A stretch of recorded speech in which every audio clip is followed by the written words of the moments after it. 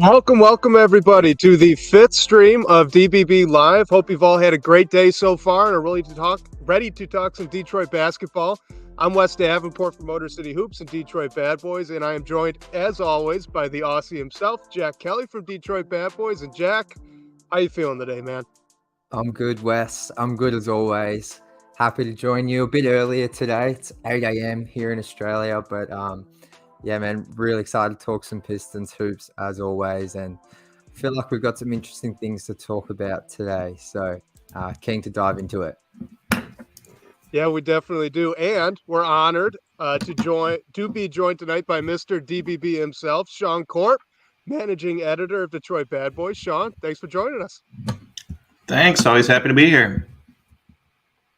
All right, so let's just dive right in, Jack. I know you wanted to talk this one a little bit, so just to open things up, what do we think about Draymond Green returning maybe to Michigan this offseason? I mean, I'm kind of the opinion that, for the right price could be interesting. He and Grant Williams, the guy that we've talked before on this show about, I think they're fairly similar archetypes at this point. I'm not against the idea at all, but Jack, I know you've got some deeper thoughts on this one. So interesting to see what you got. Yeah, I posted something on Twitter yesterday, and I just want to start by saying the Draymond to Detroit, I guess chatter or buzz. There's really nothing there. I just the Pistons fans are just the ones I interact with and see commenting, etc. are so against the idea of Draymond coming to Detroit that, for me personally, I find it really interesting because I understand like there's a certain price you would want to pay for Draymond to come to Detroit if it were to ever happen.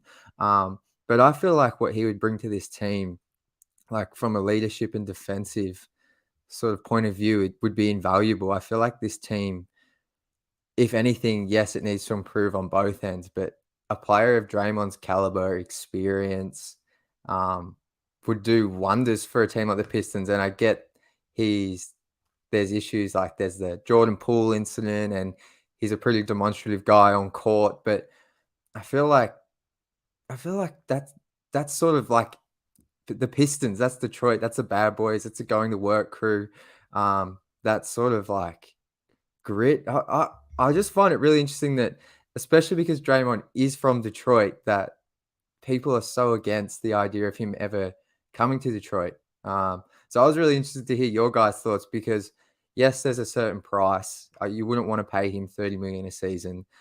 He is, I believe, 33, 34. I understand that, but I feel like this team's crying out for a veteran to sort of teach them on the defensive end, someone to guide them and help them start winning games. So I guess like I'm just naturally like sort of surprised at the response from Pistons fans with the Draymond sort of talk. So I guess, Sean, what are your thoughts? I think it makes pretty much no sense. I mean, I just think about how little Draymond cared about seasons that his Warriors weren't competing for a championship. And then I ask myself, like, how invested can he be in not competing at the highest level? And then can a team that's demonstrably worse than the Warriors maximize Draymond and cover up his weaknesses most specifically and just let him play to his strengths? Like, I just don't think Detroit's in a position to shine in that way or let him shine or just get everything out of Draymond they could. They're just not good enough to be able to use a player like Draymond. So I just don't see it.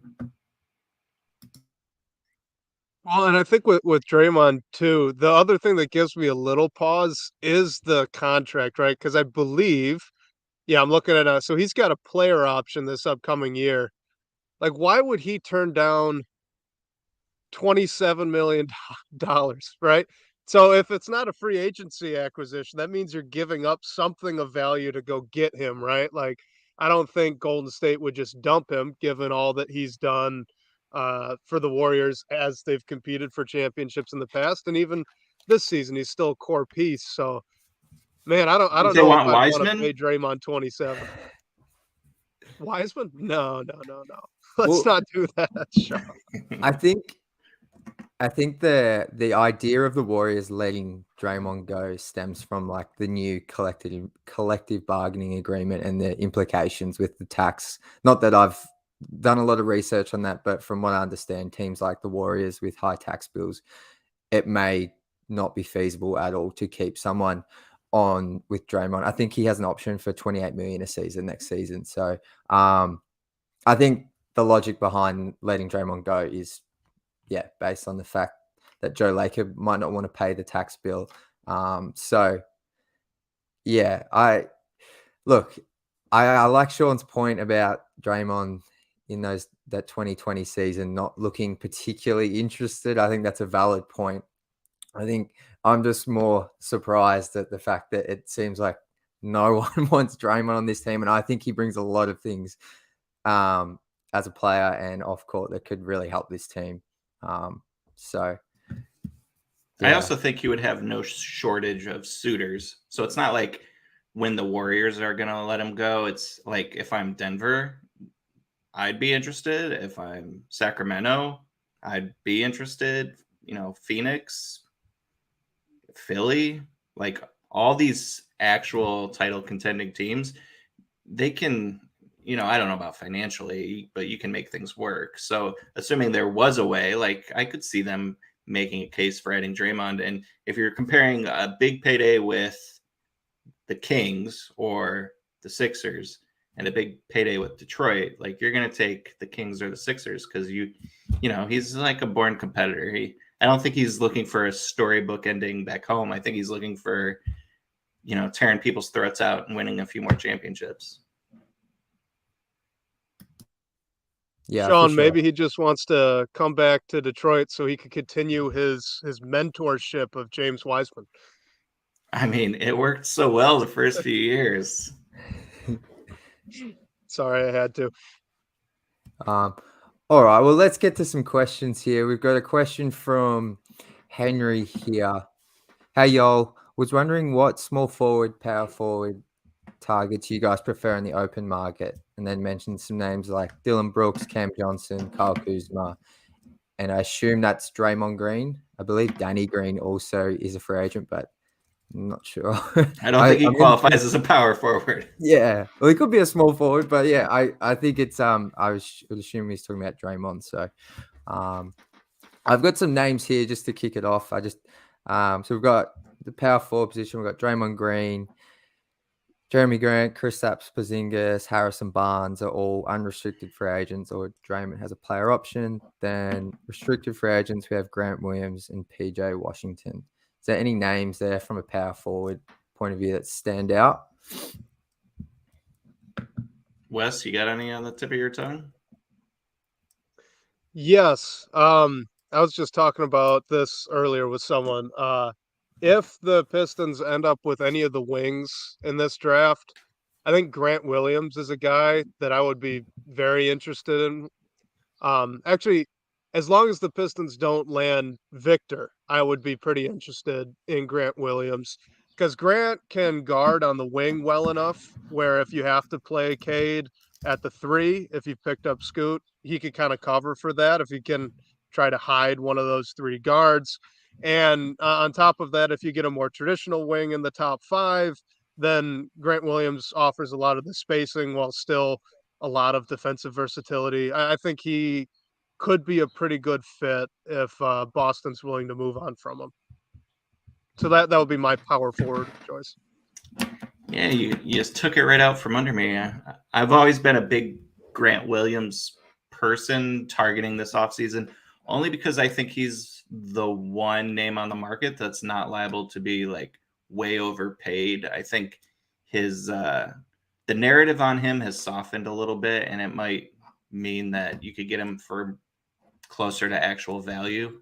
I think he gets a lot of grief in Boston, somewhat fairly, because he can't really deliver at that super upper echelon that they're looking for. Like, the way Tatum sometimes can, the way Marcus Smart can always kind of deliver on defense. He's more up and down. He's a little bit sporadic, but like the Pistons are not in the mode of needing to win a game 7. They're in the mode of needing to make the playoffs and be a legitimate competitive team. And Grant Williams is a good enough shooter, a good enough defender, good enough multi-position defender that I think he makes a lot of sense for the Pistons' specific needs.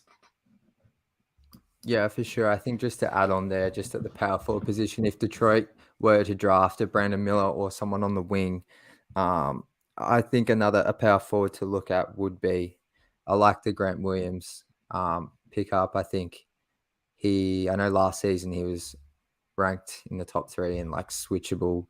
He switched the most on defense, like 3rd in the league or something like that. So I think it's sort of hard to say. We don't know who the Pistons coach is at the moment and what sort of defensive scheme they're going to run with. But in today's NBA, switching is pretty common. So I guess a name I wouldn't mind, like we spoke about Jeremy Grant.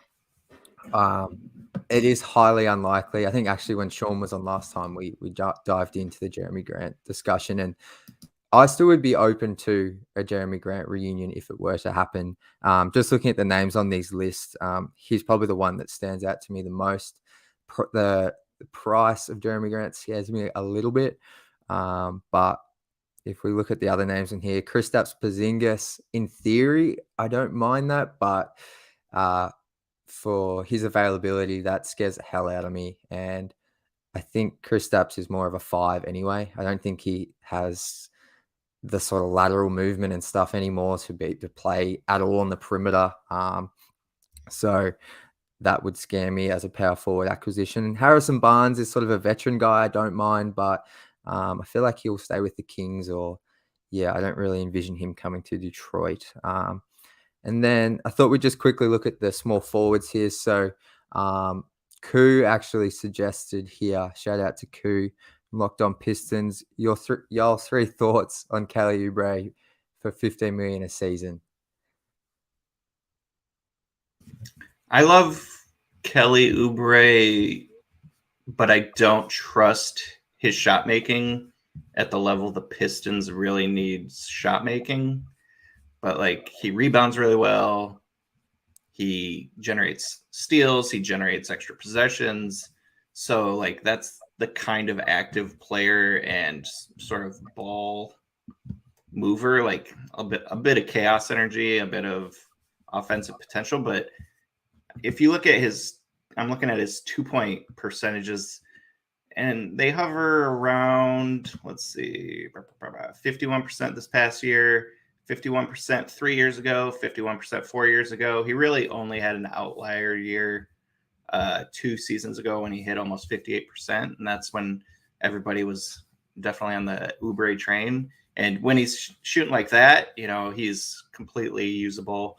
But can you rely on that? I just don't know. And there's so many question marks on this team that it just gives me a little bit of pause.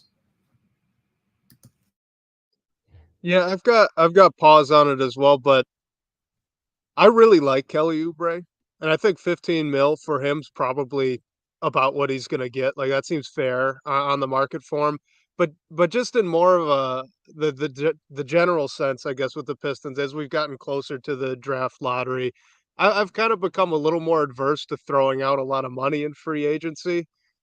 I'm just not quite sure where this team is competition wise, and I think treading that line between, going for it, trying to make the play in, but also still trying to develop all these young players that you have. I'm just not sure adding a lot of money on the wing specifically is something that they ought to be looking at doing with potentially getting another wing here in the top 5. You've got Bojan still that's getting paid quite a bit. He's possibly coming off the bench. I'd be if you're going to spend money, I think a guy like maybe if you're going to spend big money, Jeremy Grant, sure, because he mostly plays the 4, right? So I think trying to fill in up in the front court rather than down to the 3 might be where I'd prefer to send it. So as much as I like Kelly Oubre, I might shy away from it. Yeah, for sure. I think this team definitely needs to add wings, and it's like, but in terms of a high investment of, let's say, 18 million per season plus on a guy, there's really only Cam Johnson is the player I would maybe feel comfortable doing that with, because he's 27 years old. He's proven he's a good shooter, pretty adequate defensively. the question is how much.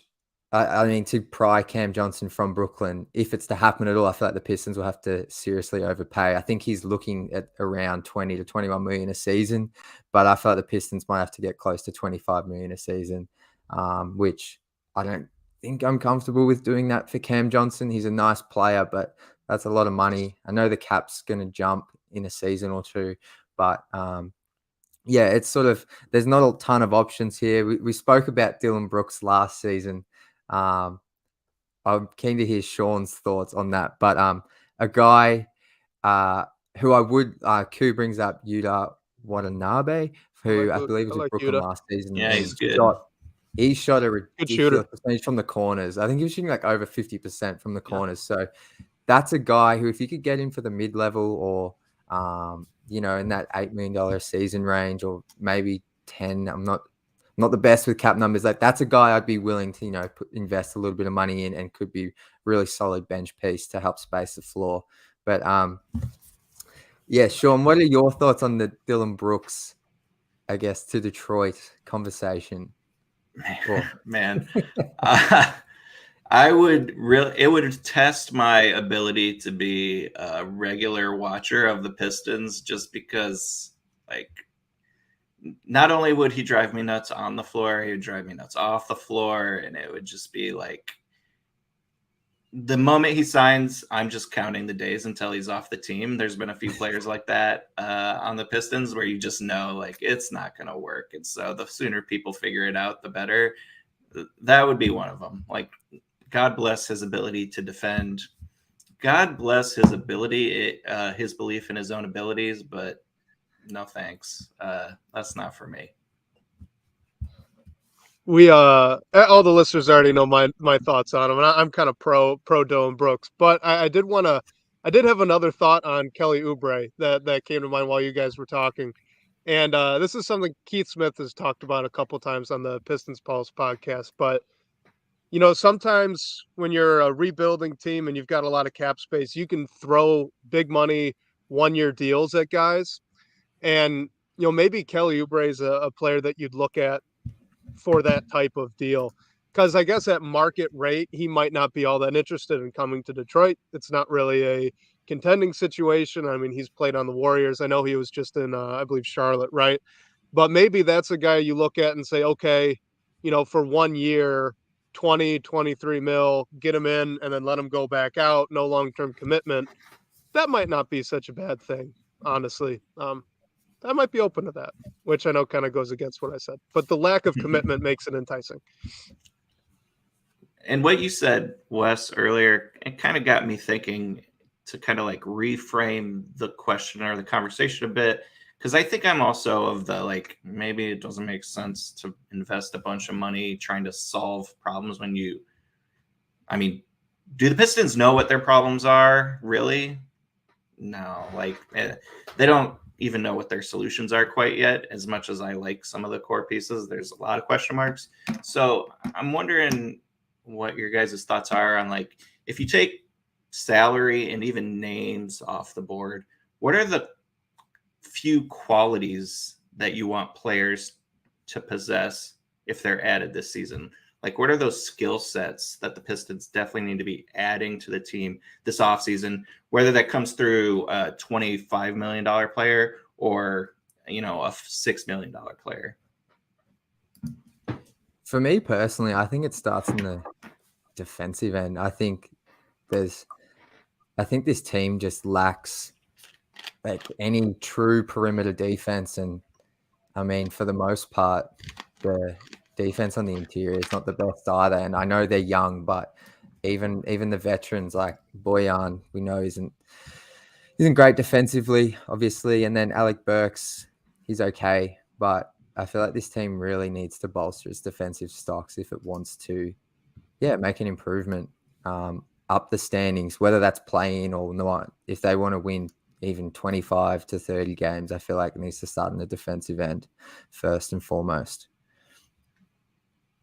For me, it's two things. I'm really hoping they add someone who, more of a traditional 3-and-D player, so can shoot the three, but more of a perimeter defender. I think that'd be a big help. And then honestly, I would really like them to add some level of veteran presence, experience, just with how young this roster is, and with them having stated that they'd like to take a step forward. I think adding another steady hand to the two that are going to be in the rotation next year in Bojan and Burks would be a really, really smart thing to do. Yeah, I think for me, I'm kind of caught up on because it made me think of it with the Kelly Oubre conversation a little bit.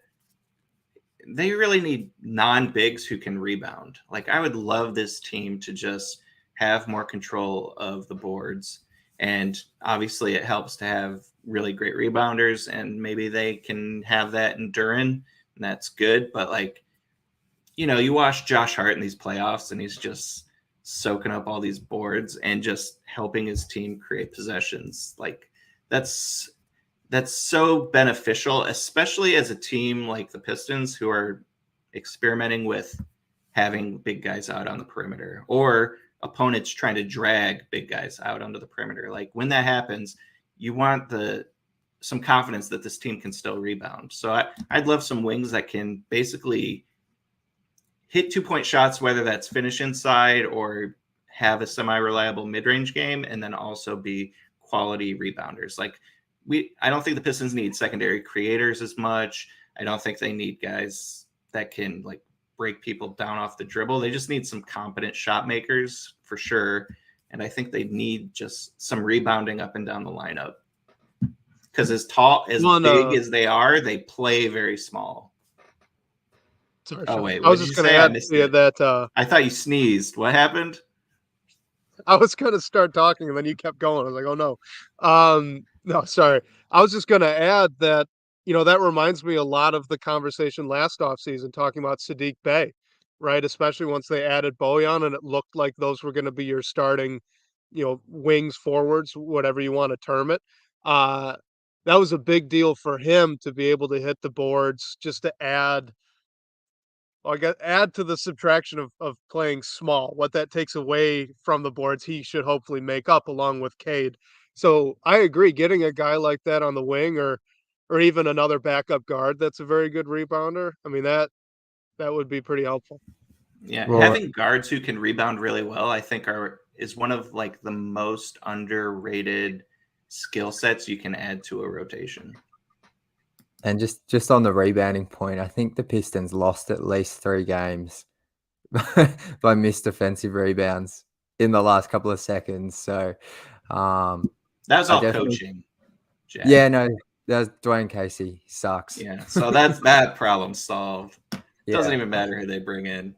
But no, the rebounding is definitely an issue because even with like that's something with Wiseman, I feel like for his size and that his rebounding just really you don't really feel his presence for a 7-footer. And Isaiah Stewart, bless him, he's undersized. He's a solid rebounder, but I think he actually gave up at least one of those buzzer beaters. Not saying it was entirely his fault, but he's just a touch undersized. Duran's obviously a great rebounder, but I feel like sometimes positionally, like he sort of has that Andre Drummond vibe where they don't really box out, and he's probably never going to have to box out, but I feel like rebounding definitely is an area. If you can bolster that on the wings, I guess that goes against my Jeremy Grant case because he's anything but a rebounder. But it's interesting. Isaiah Livers had some really solid rebounding games, but I feel like his role just isn't. I mean, this is a big season for him, but yeah, some consistent rebounding on the wings. That's a great point.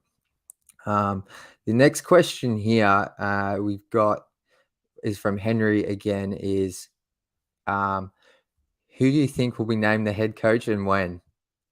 So has anyone got any insider information?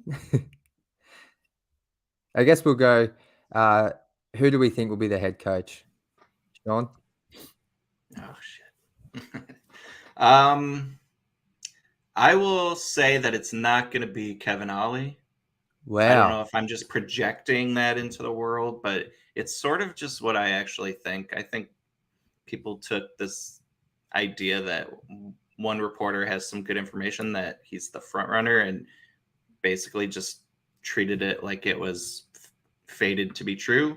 maybe it still is, but I think there's lots of sources within a front office.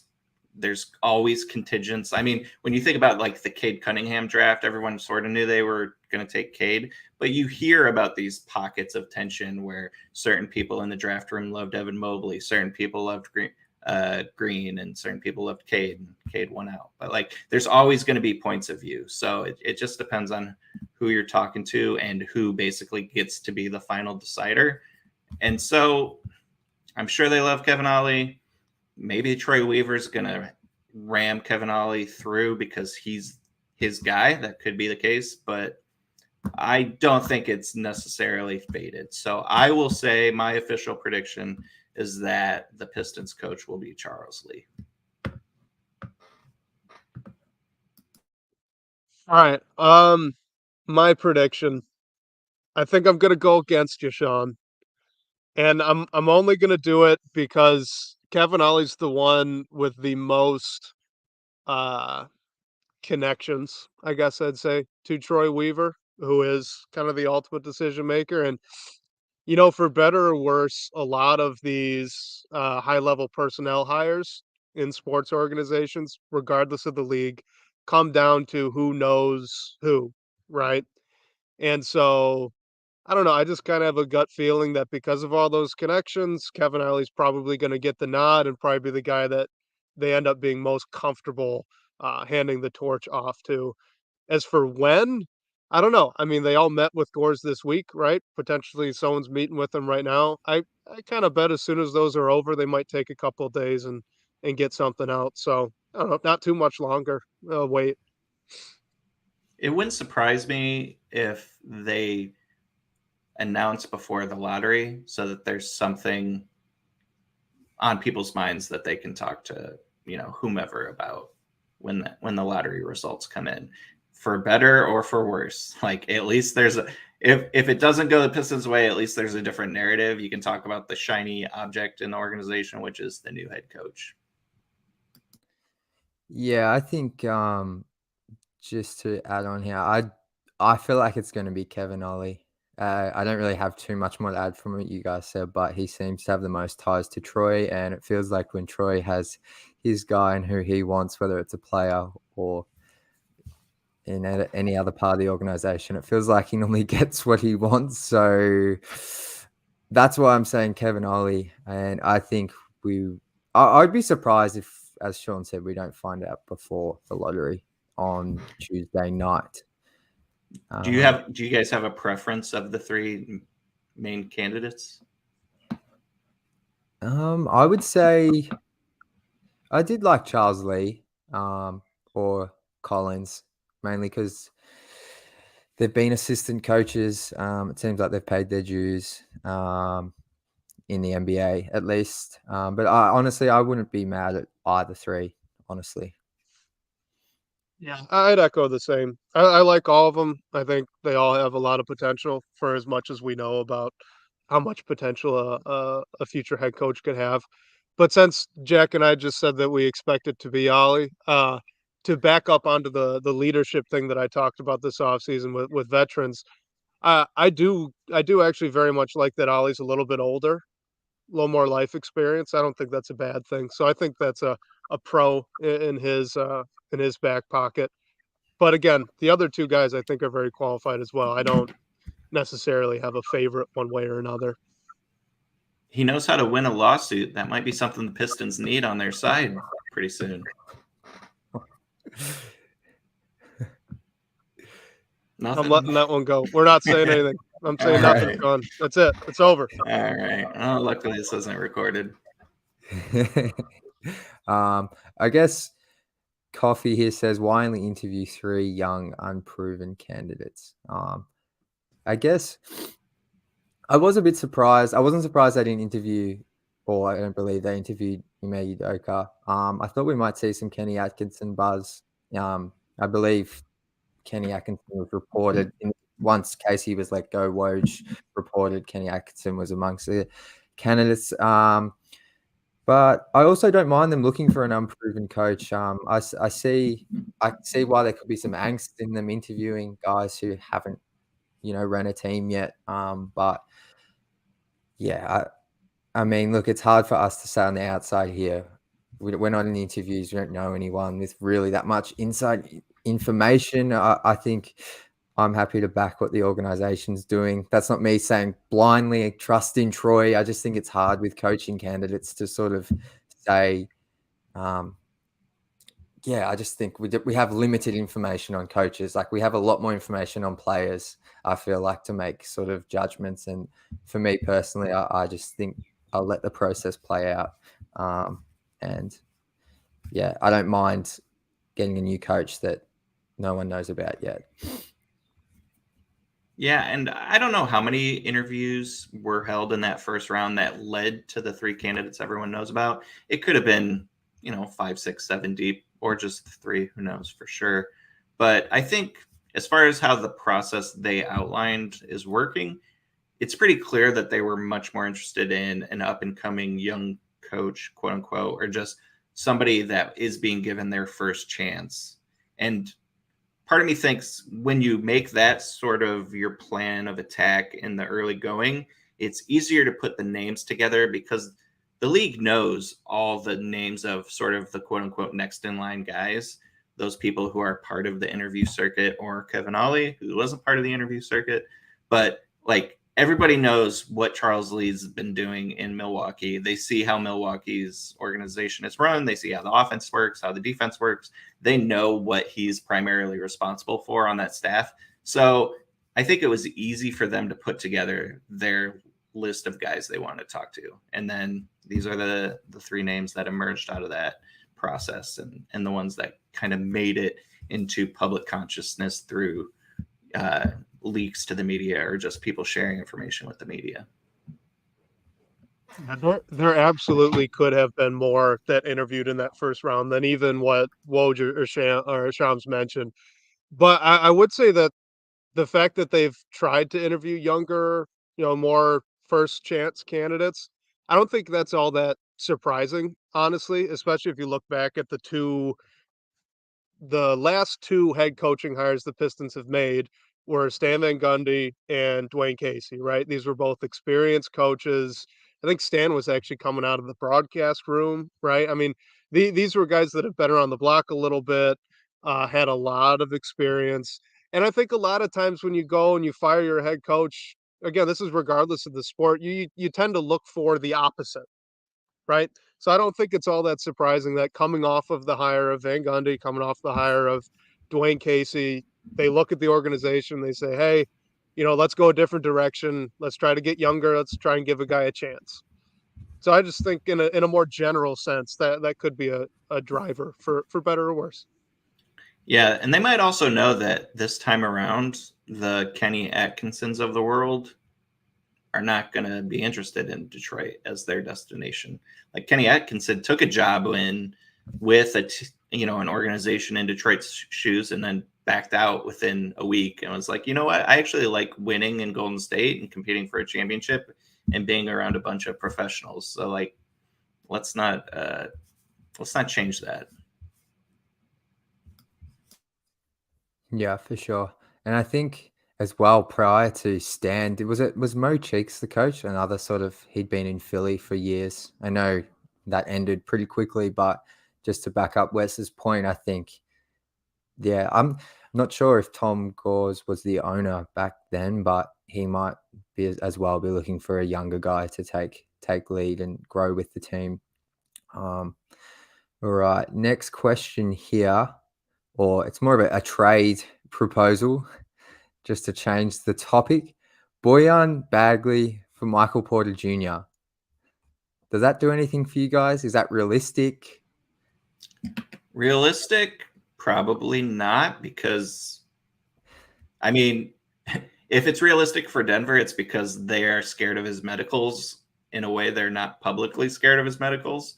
But in a world where Michael Porter Jr. is healthy, like this is the kind of swing the Pistons should sort of take. It reminds me of like Brandon Ingram in New Orleans. Like give the young person that has struggled a bit with role or with health the shot to really be an offensive focal point and see what happens. And like Michael Porter Jr. offensively is great in Denver.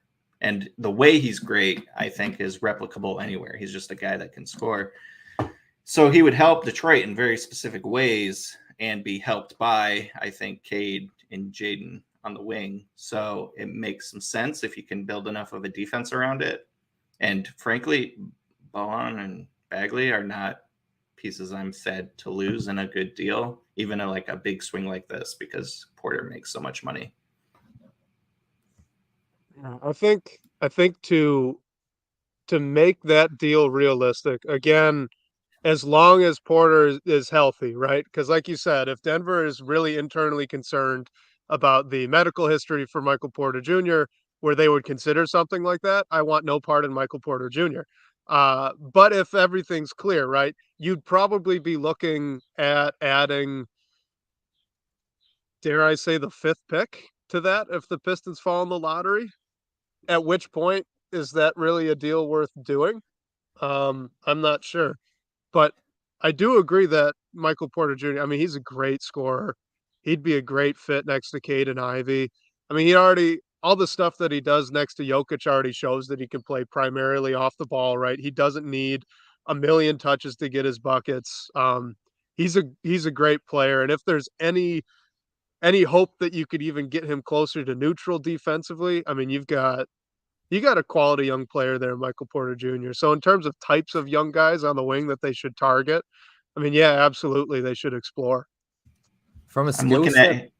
Oh, sorry. Go ahead, Jack. from a skill set point of view, I like it, but he's got 4 years, 146 million remaining on his deal, with 40 mil in the last season alone. So that does give me pause, because I do think if Denver falls short of, say, even it looks like they might make the Western Conference Finals, but feels like they have a mandate to make the finals. I feel like they might look to make moves if they don't get that far. And if they are looking to move Porter Jr., I feel like you probably need to throw in a bit more than Bojan and Bagley. So I'm not sure I'd be comfortable sending the 5th pick. I know Detroit are limited with future picks because they owe a pick to Portland or the Knicks, something like that. But I do, in terms of skill set, he's 6'10". He's apart from Kevin Durant, he's like can shoot over the top of anyone. He gets really high elevation on his jumper. Yeah, he cuts. He would be a perfect sort of off-ball wing to pair alongside Detroit's young backcourt. So I like it, the idea. I just don't think I would do that deal. If you take out the season where he played only 9 games, so his last 2 quote unquote full seasons, he shot from 2-point range 62.8% and 57.9%, which is great. Is what I'm looking for, as I said before. And then I kind of look over and I'm looking at further stats and I'm like, oh, he's an 80% shooter from the line and a 79% shooter.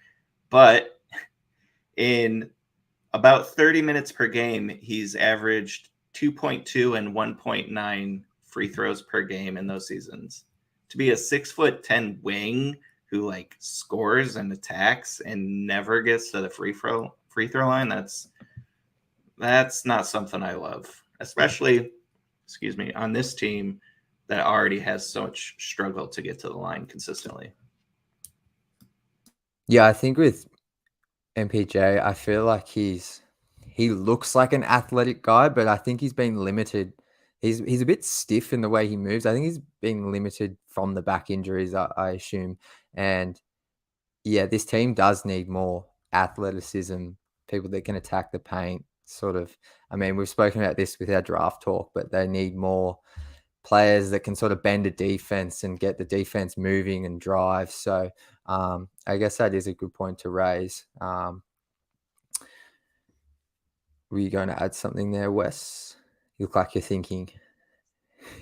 I was just going to say, correct me if I'm wrong, but I believe a lot of his shots are from the mid-range. I think he's one of these. Oh, there you go. So the types of shots he's taking, I believe so. I think he's kind of a mid-range merchant. I think even a lot of his cuts end up in a little push or pull-up or floater shots. And obviously he's taking a healthy diet of threes as well. So I don't believe he's a guy that even gets to the rim all that often. Um, but again, when you're playing off, Jokic who's spraying the ball around as much, it hasn't been too big of a deal. So I mean, yeah, that could be that, and the defense would be the two red flags with him. Though I do still think he's worth taking a chance on if Yeah. you can somehow negotiate into the right And let's price. not sugarcoat that defense. It's like one of the worst wing defenders in the league. Like, it's serious liability territory. I mean, it helps when you play with Jokic, so you can score 130 points a game. But to Kuz's point, I think that's very true and well stated, and makes me think of the last time this happened with a Denver player, which was Jeremy Grant, the catch and shoot limited offensive player who all of a sudden went somewhere else and opened up his game. Maybe he opened it up a little too much because he was forced or compelled to do things outside of his skill set. But then he goes into a situation where he's not the offensive focal point in Portland, and he was still able to use a lot of those same skills he had in Detroit, plus that catch and shooting in Portland with wide open shots, and he had his most efficient year.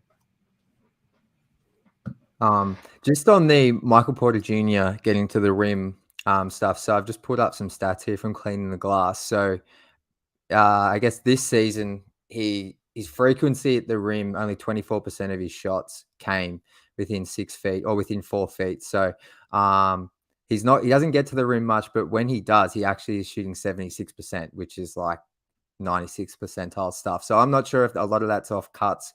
I haven't watched enough of the Nuggets, but I'm not sure if that's off cuts and Jokic feeding him, but it does look like he finishes around the rim well. So maybe it is a mixture of role usage, etc.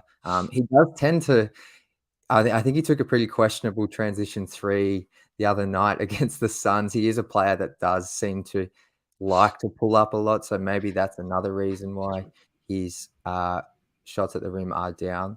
But to the financial concern you mentioned before, Jack, it's so funny how quickly these things shift, because that was like a nightmare deal the moment Michael Porter Jr. signed it, because he is immediately injured with serious problems. And then, it's still a lot of money. But then I look at that pile of money you mentioned for Michael Porter Jr., and I look at how much it takes to sign Cam Johnson this offseason, and you're like 6 of one, half a dozen of the other.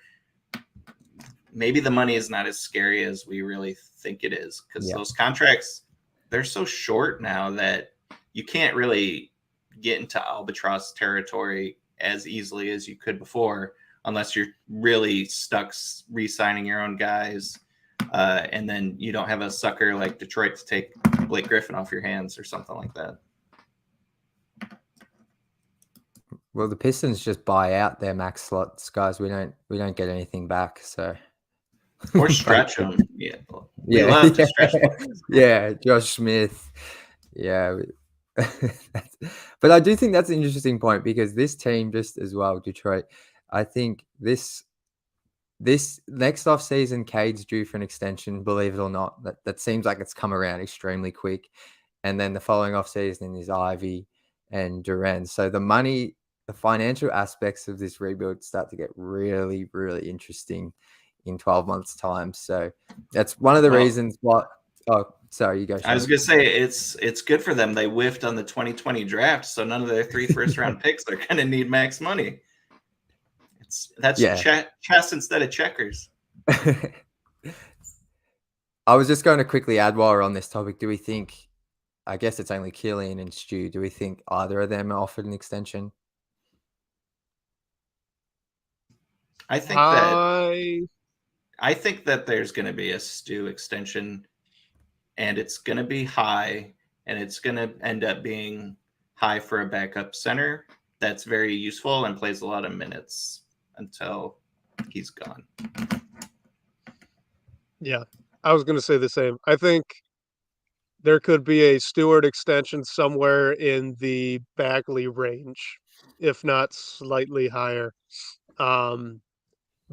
But I would say I'm not sure that that's necessarily an overpay with how quickly the cap's going up, and you're taking the gamble on ideally the type of player he could become as, a high level third big off the bench in a few years. So I wouldn't say it's necessarily a bad deal or an overpay to do it. Whether he would accept that or wants to see what he's worth on the open market, I don't know. But I think that the talks are certainly likely to be happening with him, but not with Hayes. Yeah, and I think that there's a sense where people would see an extension for Stewart, especially if he's already sort of been sent as first big off the bench and get freaked out or annoyed. But he's going to be paid as a player who could be a defensive big with some skills that could also finish games, alongside another big when those situations come up. And that's useful. So I don't think I would be freaked out if, number notwithstanding, who knows what the number will be. But if the Pistons signed Isaiah Stewart to an extension, I wouldn't necessarily freak out, even as somebody who definitely thinks he's more likely to be a backup center than anything. For sure. I think Koo's anger here is coming at the fact we didn't mention Killian as someone who could receive an extension offer this summer, which, yeah, I don't see Killian getting an extension offer. And yeah, I think you guys hit on it. I definitely, Troy seems to be, Troy seems to have a good relationship with his players, but I could definitely see Stu, getting that extension for around, is Bagley around 12 or 14 million a season? Something like that. I could see. It's like 12.8, I think. Yeah. Yeah, so I could see. I think Stu theoretically is in the 12 to 15 range if they do it. And like you said, Sean, you're banking on him becoming that guy off the bench in the playoffs where he can't get switched off the court and he can shoot just enough to keep the spacing going, and you're pretty happy with it as the backup 5, 4. To the point about Killian, I think Killian's in a position where he probably, for the extension he would be offered by Detroit because of his slow development, I don't even know if he would want to take that extension, because I think Killian's probably more in line to say, let's play out the string. I'm going to bet on myself, bet on my own development, so my next contract's a real contract instead of like hamstringing myself to a 3-year deal at a very low number because I'm one of the most inefficient guards in the NBA. Like, if he's telling himself, this is the offseason where I really lock in that 3-point shot, and as soon as he becomes a decent 3-point shooter, he's going to have the case to make, double figures a year if that happens. So he, God bless him. When it happens, I'll be happy that he signs that extension, but it needs to happen first. I don't think a team's going to sign him betting on the fact that he's going to develop into that player and then be like an underpay that they get to take advantage of.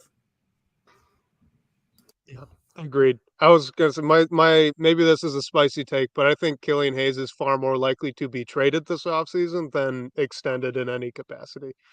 I just don't, even if they don't trade him, like you said, I don't think it makes sense for either side to look at Killian Hayes and try to extend him any additional money right now.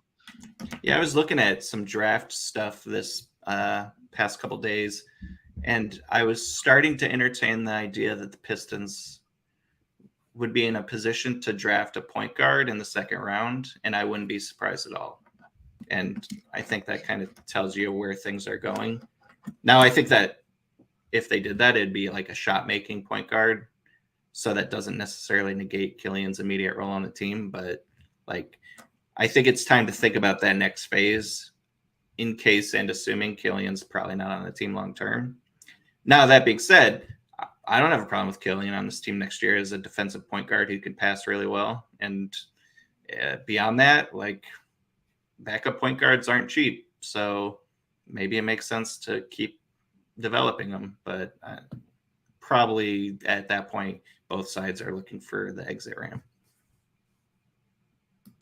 For sure. I guess Koo then here says, I agree with Sean's points about Killian. Why is this not the same for Stu? So I'm projecting what the organization thinks about Stewart more than I'm thinking what I would do. I wouldn't necessarily be jumping up and down to offer Stewart an extension, because my biggest concern with Stewart is his lack of ability to score inside, because that's what you need your backup center to do, which means if he's not doing that, he's really got to be lights out as a three-point shooter. For whatever reason, this organization really believes in that three-point shot, really overlooks his ability to score inside, and loves his defense. I think that defense is pretty valuable. So I think if any of the 3 draft picks that they had was going to get extended, it was probably most likely going to be Stewart. Yeah, I think that's I where agree.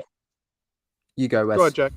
I was just going to say, I Okay. feel like, yeah, I actually, as big a Stu fan as I am, I think this year 4, I would much prefer to see what he produces, because year 3 just felt like I would much prefer to see what he produces in year 4 than extend, as opposed to extending him this season, because I feel like year 3 was interrupted by injury. The 3-point shot was good for half the season, then wavered. Saw him do some stuff off the dribble or attacking closeouts. I think he's shown that he can be a steadying defensive presence as a switchable piece, and his rim protection's okay. His rebounding's decent. I think he's shown enough there to warrant extension, but trying to determine his overall value for a contract extension, I think, depends largely on what he produces offensively this summer. I guess next season, I guess you could say, well, if he comes out and shoots 38% from 3, shows stuff off the dribble, the regret would be you could have got him for a bargain, but this offseason, but I feel like we probably won't see that next year. So I guess that's my viewpoint on it. I would happily wait till next summer. I don't really see the rush to extend him immediately. Yeah, I'd echo exactly what you guys are saying. I think me personally, I'd rather wait the year, especially, I think this is a really important year for Stewart's development, since they do want him to be that kind of backup 5-4, combo big. He really only got half a season doing that, right? I mean, he wasn't really fully immersed into that role until, a little bit later on. So I think a full season, having him actually fulfilling that role, if he's successful in it, I'd be personally a lot more comfortable extending him the money then. But to your point, Sean, right? I mean, we're projecting what we think the organization might do, and of those two, I mean, Stewart has actually been a fairly productive NBA player for roughly 2.5 years, where you cannot say the same for Killian Hayes, and he projects as at least a little bit more of a useful player. Um, I shouldn't say that. He doesn't project as a more useful player. He projects as a player with less questions about if they can become the player they maybe could be. So I think you'd just be a little bit more comfortable with the gamble that you're taking on Stewart as compared to Hayes. Yeah, I need Stewart to keep shooting like 8 threes a game, because he's never going to be a guy that can score inside. Like, it's not in his skill set. So if he has a future, it's prolific 3-point shooting all the time with plus defense.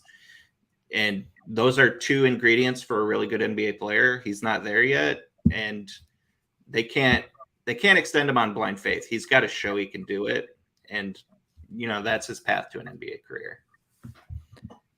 Yeah, Stu. If Stu could become PJ Tucker, that would be that's the mold I see for him.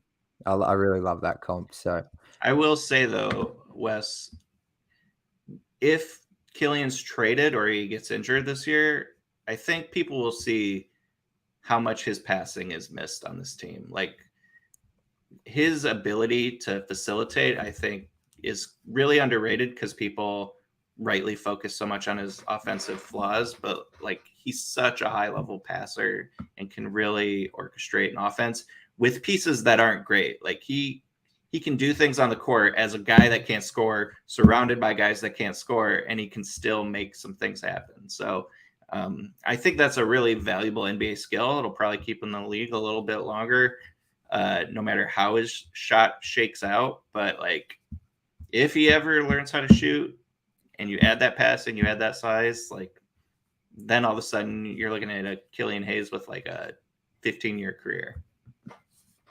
That, and he can do all that playmaking next to another really good playmaker too. I mean, that's not easy to do, to be able to do both, right? Orchestrate the offense on your own and also play off somebody, act as a secondary initiator, and still look pretty good as a passer, as he did last year, or not last year, the year before with rookie Cade. So I think, I mean, yeah, absolutely. Him as a passer is a very bankable skill that would be missed if you don't Yeah. directly replace it. But you can't be an NBA player and be a 44% true shooting percentage guy. Like that's just, it doesn't work. So he's just got to get better. He's got to develop a consistent shot eventually. All right, moving on here. We got a question from Gino. Shout out to Gino. Cam Reddish as a restricted free agent. I'm assuming he means would you offer 15 million per year? I personally, I've been pretty vocal. Whenever I've just never understood the Cam Reddish to Detroit stuff, even around the trade deadline. I get the tent, like there's a lot of potential there. I can see how people, you want to believe in Cam Reddish, but I just don't think the substance is there. I know he did a little bit with Portland towards the end of the season, but what were Portland really trying to achieve over there? I just don't see it with Cam Reddish. I see a guy who's aloof defensively and he can shoot the ball a little bit, but I don't know. My brother goes for the Knicks. I watched a lot of Knicks games, and I just don't see it. I don't see Cam Reddish, and especially at 15 million per season. Per year. I don't see it. I don't like it. I agree. I can leave it at that. He's like an offensive specialist who isn't actually that good offensively and doesn't really do anything else. So like, I don't know. Why is that worth 15 million? Like the era of me wanting to really get invested in Detroit mining some untapped potential, like that phase is over, man. I got too much gray in my beard to deal with that anymore. Like let's you know what's good? Signing good players. Can we do that? Players that are already good, pay them to be good for you. Any thoughts, Wes? I'm in the exact same boat, man. I don't see it. I've never seen it, and I don't understand it. And this has been going on since pre-draft with Cam Reddish, like thinking he might slide to Detroit and people getting excited about it. He didn't even really show much anything at Duke. Like, are we all just still excited from his high school tape? I don't Yeah, the get next it. Paul I don't George. understand it That's with what. Cam Reddish. I swear, Yeah, there's like he a was the Bullies next. Life video. It says like the next Paul George. I'm serious. I'm like He was a people. super highly rated recruit. Yeah, He was, but then he gets to yeah. Duke and he disappoints. And then he gets to the NBA and he disappoints. And he's a streaky shooter and he's not a good defender. And he really, like, sometimes for as athletic as he is, he can't jump. I don't get it with Cam Reddish. I want to stay away. I'm sorry, Yeah. Gino. I'm sorry. I think half the interest is because he has a cool name. I think that really buys you a lot of True. leeway with fans. NBA players always have unique names. So, I mean, yeah. Like, would LeBron be LeBron if he was Joe? I don't think so. If it was Joe Carl James. Standish, No. 50% true shooter, like, no, he's out of the league. He's in China. All right. Yeah, respectfully, just no to Cam Reddish for me. Respectfully, I wish him the best though. A question here we got from the DBB comments from Cliff Dweller. Is there anything the Warriors could give you that would convince you to take on Jordan Poole's contract? I'm just going to pull up the contract to remind everyone, but Sean, do you want to take us away here? I mean, taking on a big deal for a player that's like offensively gifted but really unreliable, I'm not like completely opposed to it if you can get all the Warriors' young assets. So like, okay, give me Moses Moody and what's the other guy? Kuminga. I mean, we already got Wiseman. Let's just add to the party, and one of them works out. If one of them really works out and develops, and then Jordan Poole is like, I don't know, a way overpaid, lesser version of, I don't know what guard you would compare him to, but like, he can still hit shots, which is something that the Pistons need. So like, if you can get bribed into taking Jordan Poole because he's way overpaid and they have such a luxury tax problem, and you can just poach their young assets, like that makes sense for Detroit. They have bodies to fill. The rotation, they have young players to keep developing. And then it's just sort of more of the roulette wheel of some of those players work out, some of them don't. And then you can eventually make some sort of consolidation trade when you're actually ready to compete. Yeah. So, all right, I pulled up the contract. It's next year it'll be 29, then 31, then 34. No options, player team, nothing. There's no getting out of it.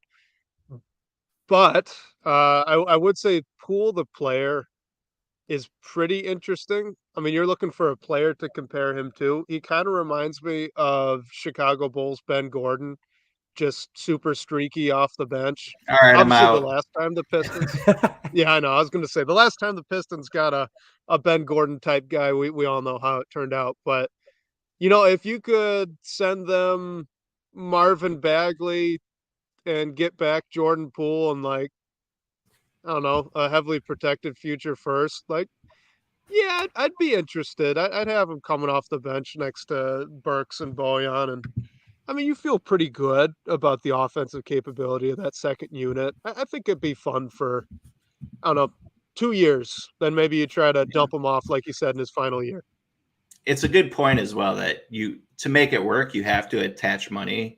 And the only money that Detroit really has are distressed assets that I would be very happy to see them lose. So like, hey, Exactly. it's all gravy, man. I'll take a Jordan Poole headache to get rid of a Marvin Bagley and James Wiseman headache. And they can just reroute. Well, they won't take him back. They can just reroute Wiseman to another team for 5 second-round picks or something. I don't know.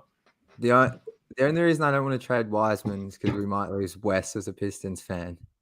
If Wiseman's shipped out. Get out of here. No. I do I'll wonder, get you a Wiseman salary wise, Pistons would jersey. Hayes be enough? Wes, if the Pistons win the draft lottery, I will buy you a James Wiseman Pistons jersey and I will send it to your house. I will wear it on the stream next week. I do not care. That would be lovely. A worthy sacrifice. Yeah, I don't have too many Jordan Poole thoughts. I think he's better than what he's shown this season. I think ultimately he is a sixth man, and 35 million or 30 million a season for that. Even if the Pistons could get off the Marvin Bagley contract, I don't know. He's a nice player. The contract scares me a little bit, especially with just the way the Pistons roster's built with Ivy and Cade. I mean, he's definitely coming off the bench, I feel like. So for the foreseeable future. That sort of rounds out the questions for today, but I did want to finish with sort of getting everyone's lottery predictions where they think the Pistons will be picking come Tuesday night, which we will be hosting a live show. Wes and I definitely will be on the stream from, I believe the lottery kicks off at 7:30. We'll have details coming out for that, but yeah, be sure to join us for a live reaction on the night as the lottery balls fall. So I guess where is our heart sitting right now? What pick do we truly think the Pistons are going to end up with? Can I suggest something? I didn't flip this ahead of time, but you can like share your screen, right? In this platform? I believe so. Yes. You want to let's just spin the wheel one time and that's it. That we'll do a mock draft up to wherever the Pistons select, and that's how it's going to play out. I love it. All right. You got it, Jack? Yeah, I can do that. If you guys just, though, while I'm getting this sorted, could it give your thoughts? I did see that while you're doing that, the Pistons did announce that Ben Wallace will be their representative at lottery. We all remember what happened the last time Ben Wallace. Yeah, round 2. So last time he was there, they got Cade round 2. Yeah. So, I mean, maybe it's fate. All right, guys, I'm All going right, to if give I this had to a make go. a gut feeling though, it's going to be like 4. I bet they just missed out on the top 3, and then you get the discussion of who to take there at 4. But This I is like mean, last year we're where it was putting like, fans. well, if the Pistons landed the top 4, there's no problems. So as long as they don't Or fall, 5. and they got 5. Yep. All All right, right, Exactly. looks like it's in your hands, Jack. This we're is here. great power. Let's go. All right, let's see. Pick 3. Okay. See, Oh, actually, All right. this is like the NBA gods have like shown mercy on Washington, in spite of In themselves. Charlotte. And Charlotte's desperate for relevance, and Houston suffers a little bit. I'm okay with that. Yeah. See, Orlando like and this. Indiana are too good to jump up, and they're too young. So I'm glad that didn't happen. I will be honest. I like it. Obviously, I want the Pistons to get pick 1, obviously. But if Detroit don't have pick 1, I would love for Washington or Charlotte to get Wembanyama. The one team I don't want to get Wembanyama is the Houston Rockets. I'm not sure I could stand their fans. But I think my gut feel is the Pistons do get pick 3. I feel like that's where they'll end up. Okay, so Let's in do this the mock draft. situation, yeah, obviously Washington takes Wembanyama. Well, I mean, they've already got Kristaps, who they love. So how's that going to work? So then Charlotte, they take Scoot, right? There's no way they talk themselves out of that. Do they? I think Scoot I- LaMelo, do they? I was listening to the Ringers NBA draft show, and they did a little mock draft, and they took Amin Thompson second. So I guess anything can happen. Jeez. Get that out of here. I think Charlotte would have to go Scoot. And, I mean, selfishly, Scoot and LaMelo playing next to each other would be a heck of a lot of fun. Just supplant Terry Rozier with Scoot Henderson. Like, awesome. That'd be fun. And then that leaves Detroit. I mean, Miller. there's not red flags for anybody on Miller. I'm not as high on Miller, I will be honest. Would it be a tough choice for you, Jack, or would it be like you take Miller, but you're not super thrilled about it?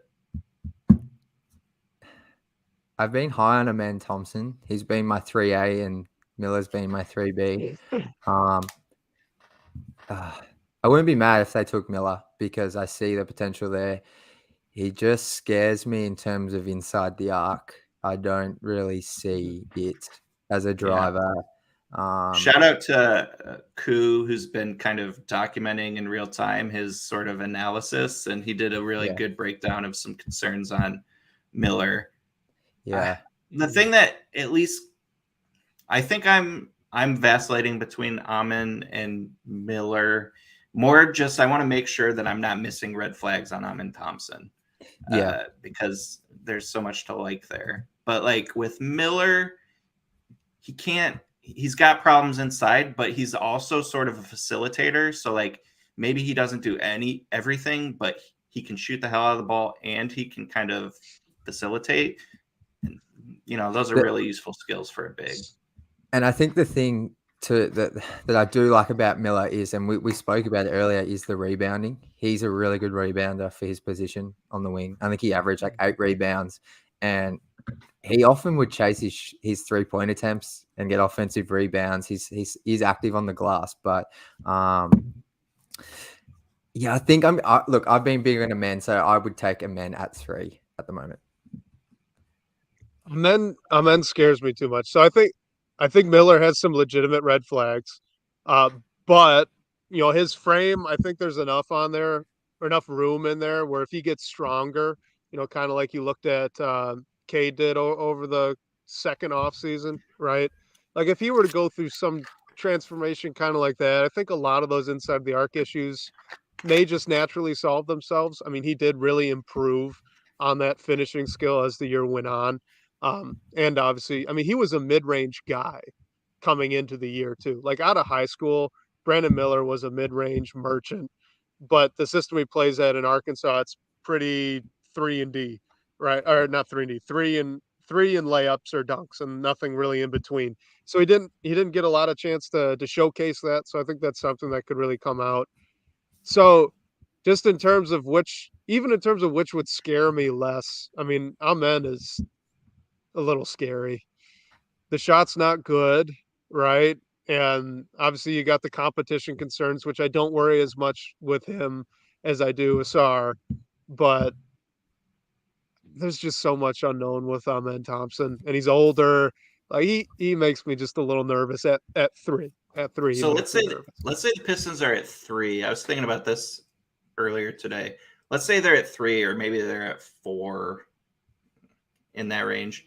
Obviously, Victor and Scooter gone. So some team, one particular team loves whoever's available at 3 or 4, wants to trade up. That team is the Orlando Magic. Now, in Jack's spin, they went down 1, so they had 7 and 11. Is there a sort of tier that's so the same from that 3 to 10 range that would entice you at all? Do you want 2 swings, or do you want just who you think is the best player at 3, 4? So sorry, Sean, are you suggesting? Oh, sorry, go Wes. Gotcha. I was going to say I would need some guarantee that Anthony Black is going to be there at 7. Like I would need some insider info that he's not going top 6. Because personally, I kind of have a cutoff at 6. There's the top 3, and then there's the trio of Amen, Whitmore, and Anthony Black. And then after that, it kind of falls just in my own personal big board. So if you know fairly certainly that one of those 3 guys is going to fall out of the top 6, yeah, I would be pretty dang interested in something like that. Yeah, I think I do really like.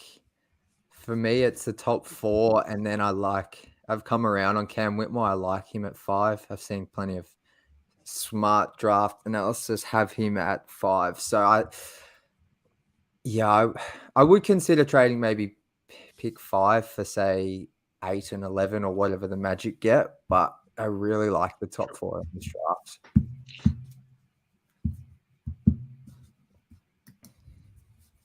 Sean? Do I have to have an opinion? Again, it really has to depend on what I think about that 4 position, which basically means either Brandon Miller or Amen Thompson. Is there that much of a difference? Because if I could get like a Cam Whitmore, Cason Wallace combo, like that's pretty damn good. That helps in a lot of specific, immediate ways and gives you the ability to move on from Killian a little easier, or maybe like, I don't know. There's players at that 11th spot that entice me nearly as much as at that 5, 6, 7 spot.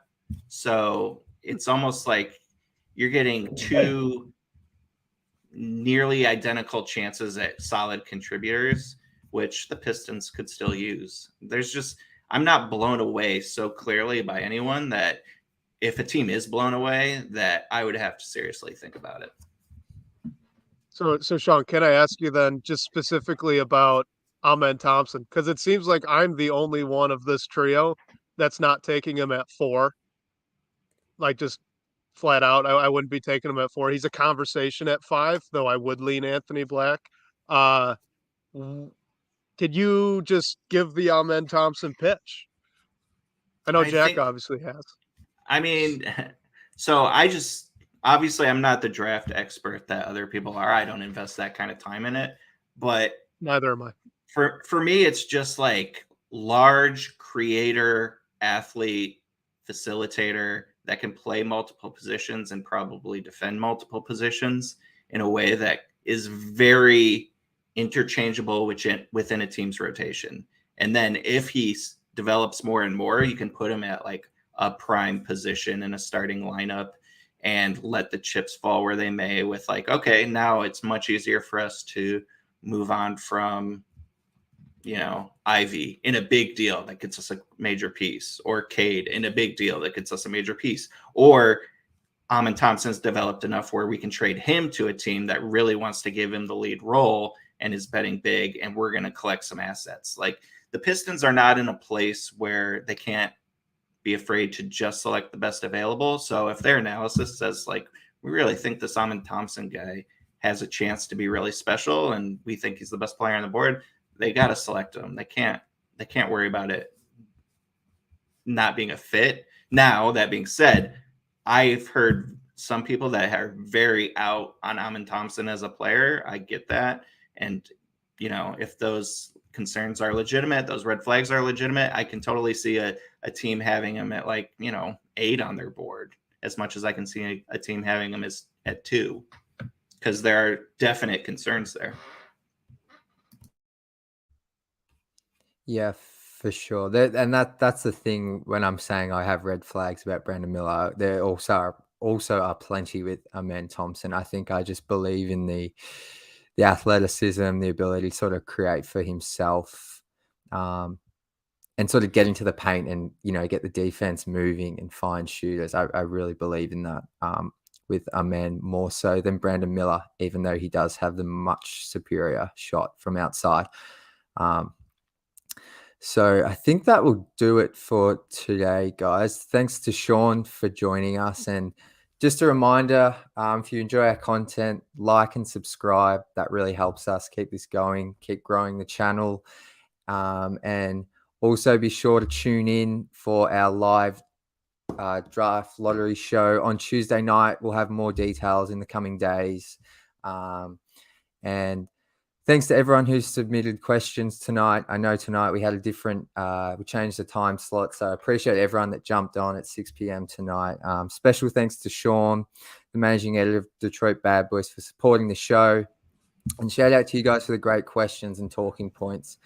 Be sure to join us Tuesday night from, I believe, 7:30 p.m. Hopefully, we are celebrating Detroit getting Victor Wembanyama. So until then, enjoy the rest of the night, and we'll talk soon.